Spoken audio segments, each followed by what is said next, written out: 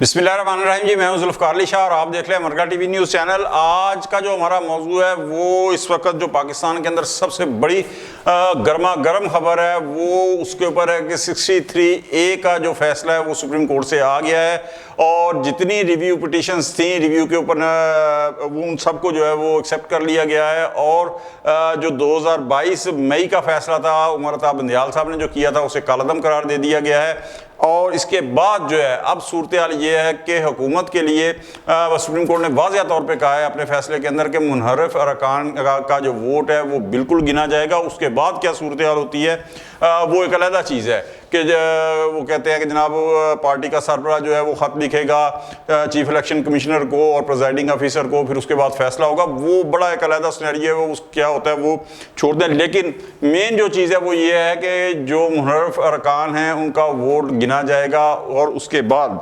जनाबे वाला अब हुकूमत के लिए जो है वो आईनी तरमीम करना जो है वो बड़ा आसान हो गया है। और एक चीज़ आपको और बताऊं कि इस फैसला आने से पहले कुछ देर पहले जो था वो मौलाना फजल रहमान साहब जो थे वो डिमांड कर रहे थे कि हम जनाब सुप्रीम कोर्ट में जाके अपील करेंगे, कहेंगे कि फुल कोर्ट बुलाया जाए। अच्छा जनाब, फुल कोर्ट जो है वो उमर अता बंदियाल साहब के दौर में जिन्होंने कहा था उस वक्त कभी बुलाया गया है? नहीं बुलाया गया। लेकिन खैर जब फैसला होने के बाद जो है वो मौलाना साहब का जो तेवर थे वो थोड़े बदले बदले नज़र आ रहे हैं। उन्होंने ना सिर्फ ये कि फैसले को कबूल किया है बल्कि ये भी कहा कि जी गवर्नमेंट जो है वो कुछ दिनों के लिए आईनी जो तरामीम है उन्हें मौखर कर दे। लेकिन जाहिर है कि अब ये हर चीज़ जो है वो मौलाना के कहने के ऊपर तो नहीं होनी। गवर्नमेंट जो है वो लग ये रहा है कि विद इन 24 आवर्स या 48 आवर्स जो है यानी जितनी जल्द हो सकता है वो इन जो कॉन्स्टिट्यूशनल अमेंडमेंट्स हैं वो उसे लेके आ जाएगी। अच्छा, अब गवर्नमेंट के लिए तो ये बड़ा आसान हो गया है क्योंकि उसने काफ़ी मेहनत भी की है। मौलाना साहब के पास आना जाना सब कुछ होना, लेकिन जाहिर है मौलाना साहब जो है वो मानने को नहीं दे रहे थे। तो अब गवर्नमेंट के लिए ये बड़ा आसान जो है वो हो गया। लेकिन यहाँ पे एक चीज़ है कि इन तरामीम को इस फैसले को ख़ास तौर पर 63A के लिए हवाले से ज़ाहिर है ये कंटिन्यूटी है जो आईनी अमेंडमेंट्स होंगी उस तरफ जो रास्ता जा रहा है उसके लिए। तो ये 63A को रुकवाने के लिए और 63A का फैसला करवाने के लिए जितने पापड़ बेले गए हैं ना गवर्नमेंट की तरफ से और अपोजिशन की तरफ से, ये आप ये देखें कि जनाबे वाला 3 रुकनी जो कॉन्स्टिट्यूशनल कमेटी थी प्रैक्टिस एंड प्रोसीजर बिल के हवाले से, उसमें जनाब वो ये इसको हेयरिंग होने ही नहीं दी जा रही थी। उसके लिए फिर गवर्नमेंट का मजबूरी क्या हुआ कि प्रेसिडेंशियल जो एक ऑर्डिनेंस है वो लाया गया कि चीफ जस्टिस जो है वो एक रुकन अपनी मर्जी का जो है वो इस कमेटी के अंदर रख सकता है। अच्छा, रखा, उसके बाद समाप्त हुई और जाहिर है कि आप सबके नॉलेज में जिस तरह के सुप्रीम कोर्ट के अंदर से ये आर्डर जो है आ चुका है। लेकिन सोचने की बात यह है कि हर बंदा के आखिर दोनों अतराफ से ये चीज़ें इतना ज़ोर क्यों लगाया जा रहा था कि जनाब गवर्नमेंट चाह रही थी कि इन एनी हाउ ये जो तरामीम है ये हो जाएं और अपोजिशन जो थी वो ये चाह रही थी कि किसी भी सूरत ये तरामीम ना हो। अच्छा, गवर्नमेंट की अगर बात करें तो ये ठीक है कि जनाबे वाला का चार्टर ऑफ डेमोक्रेसी के अंदर ये कॉन्स्टिट्यूशनल अमेंडमेंट्स का और कॉन्स्टिट्यूशनल जो कोर्ट है उसकी बात है। लेकिन जाहिर है कि अब ये इतनी ज़रूरत क्यों पड़ गई?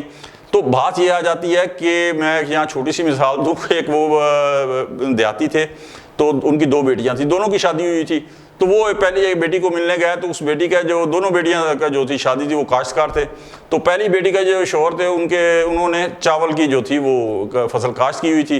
तो गए तो उन्होंने कहा अब्बा दुआ करी बारिश हो जाए। उन्होंने कहा अच्छा बेटी दुआ करूँगा। दूसरी बेटी के पास गए तो उनके शौहर ने कपास काश्त की हुई थी। तो उन्होंने कहा अब्बा दुआ करी बारिश ना हुए। उन्होंने कहा पुत्र दुआ तो कर देंगे लेकिन दुआ जो एक ने तबाह ज़रूर हो जाना है। तो यही हाल यकीन जाने के ये जो अमेंडमेंट्स हैं इस हवाले से है कि अमेंडमेंट्स अगर हो जाती हैं तो गवर्नमेंट के जो है बेड़े वो पार हो जाएंगे और अमेंडमेंट्स अगर नहीं होती तो अपोजिशन के जो बेड़े हैं वो पार हो जाएंगे। वो किस हवाले से कि अगर अमेंडमेंट्स हो जाती हैं फ़र्ज़ करें और गवर्नमेंट कामयाब हो जाती है कि कॉन्स्टिट्यूशनल कोर्ट जो है वो बन जाए, तो उसके बाद ये जो रोज़ रोज़ का रंडी रोना है ना जनाब पड़ा हुआ कि जनाब ये हो गया, ये आर्डर आ गया, ये मनसूख हो गया, ये तो वो जनाब ख़त्म हो जाएगा। और बाद लोग जो ये कह रहे हैं ना कि बिलावल भुट्टो जरदारी ने जो ये बयान दिया था कि अगर 25 अक्टूबर से पहले अमेंडमेंट्स हो जाएं तो वो पुरअमन तरीके से हो जाएंगी और उसके बाद फिर हम आमने सामने आ जाएंगे। तो कुछ लोग उसके ऊपर बड़ी तनकीद कर रहे हैं, लेकिन पता नहीं, मुझे समझ नहीं आती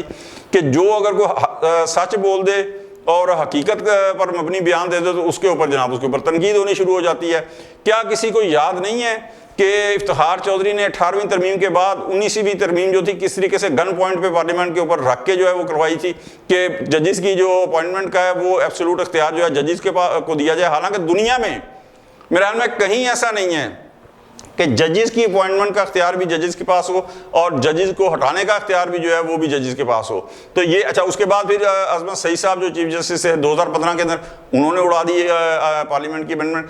तो यहाँ पर जो बिलावल भुट्टो जरदारी ने बयान दिया वो ठीक दिया कि अगर 25 तारीख अक्टूबर तक ये अमेंडमेंट हो जाती है तो फिर पुरअमन तरीके से होगी, इसलिए कि जैसे ही अमेंडमेंट होती है उसके बाद कॉन्स्टिट्यूशनल कोर्ट जो है वो कायम हो जाएगी और उनके जो चीफ जस्टिस हैं जो भी हैं, हो सकता है जिस तरह बिलावल ने कहा कि चीफ जस्टिस जो है वो जस्टिस काजी फाइज ईसा साहब आ जाएं या जस्टिस मंसूर अली शाह आ जाएं, जो भी आए बन जाएगी, वो अपॉइंट हो जाएगा। उसके बाद कुछ जो है ना यहाँ पे अमन आ जाएगा। ये जो रोज रोज होता है ना कि जनाब उठाई एक पिटीशन और सुप्रीम कोर्ट के अंदर दायर कर दी, उठाई एक पिटीशन और जनाब फलां हाई कोर्ट के अंदर दायर कर दी और वहां से ऑर्डर लेके ये ले जनाब और उसके बाद खत्म, ठीक है। यानी आप ये देखें कि 9 मई को हुए कितना 1.5 साल तकरीबन हो चला है, कोई फैसला नहीं आया, कुछ नहीं हुआ। तो ये जो चीजें हैं, ये जो रोज रोज की जो है ना पिटीशन और पिटीशन माफिया जो है सर, उसका कारोबार खत्म हो जाएगा। सियासी मुकदमात और आइनी मुकदमात जो हैं वो चलने शुरू हो जाएंगे कॉन्स्टिट्यूशनल कोर्ट के अंदर, और दूसरे जो हैं जाहिर है वो जिस तरह चल रहे हैं वो चलते रहेंगे। लेकिन फर्ज करें कि अगर ये अमेंडमेंट नहीं हो पाती, अगर ये अमेंडमेंट नहीं हो पाती तो उसके बाद क्या होगा? उसके बाद ये होगा कि जनाबे वाला ये जिस तरह अभी कारोबार गुलशन का कारोबार चल रहा है ना, ये इसी तरीके से चलता रहेगा और इसके अंदर मजीद तेज़ी आएगी। और मजीद तेज़ी आने का मकसद ये है कि कोई गवर्नमेंट को जो है जिस तरह 2022 से लेके आज तक आप देख लें, एक दिन सुकून का नहीं निकालने दिया गया, चैन का नहीं निकालने दिया गया, रोज कोई ना कोई ऑर्डर, रोज कोई ना कोई जनाब फटा। तो गवर्नमेंट चैन से नहीं बैठेगी, सियासी अदम इस्तेकाम आएगा और उसके बाद लाजम है कि जब सियासी अदम इस्तेकाम आएगा तो आपकी इकानमी जो है उसके अंदर कभी भी स्टेबिलिटी नहीं आएगी, उसके अंदर भी अदम इस्तेकाम आएगा।